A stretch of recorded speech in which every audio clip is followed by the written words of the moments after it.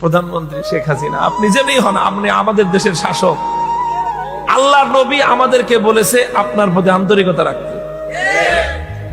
কেউ বলে নাই, দুনিয়ার কেউ না, নবীজি আমাদেরকে বলেছেন আপনার প্রতি আন্তরিকতা রাখতে। এটা আমার ঈমান, আমি আপনার প্রতি আন্তরিকতা রাখবো। আমি দেখতেছি কোরআন হাদিসের হয়তোবা পর্যাপ্ত তথ্য আপনার কাছে না থাকার কারণে আপনি এমন একটা ভয়াবহ পথের দিকে অগ্রসর হচ্ছেন।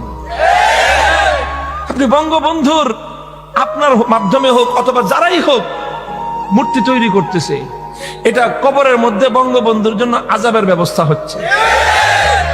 এবং আপনাকে দেখে আপনি আজকে না হোক কালকে তো মারা যাবেন নাকি, না অমর থাকবে।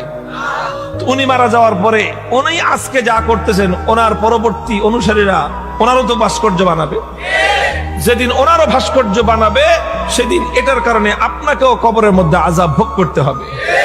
এই কথাটা জানবার পর বলেন, এখন আপনাদেরকে এই আযাব থেকে বাঁচাবার জন্য চেষ্টা করার দায়িত্বটা এটা আমাদের উপরে আসে কি আসে না?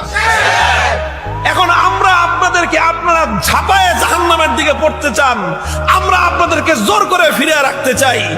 এখন আমাদের দাম নাই, আমরা শত্রু হয়ে গেলাম।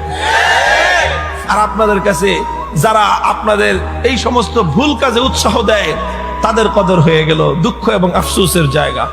আল্লাহ রাসূল বলে দিলেন, ইন্না আশাদ্দান নাসি আযাবান ইয়াউমাল কিয়ামাতি আল মুসাব্বিরুন।